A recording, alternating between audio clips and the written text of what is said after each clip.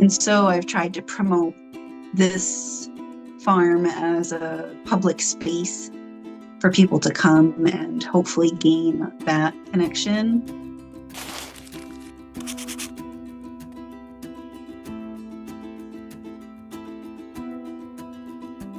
I'd like to develop it more as a nature center where people can come to connect with nature, learn about regenerative agriculture, learn about the role that soil life plays in our ecosystems, and hopefully maybe gain a greater appreciation for insects.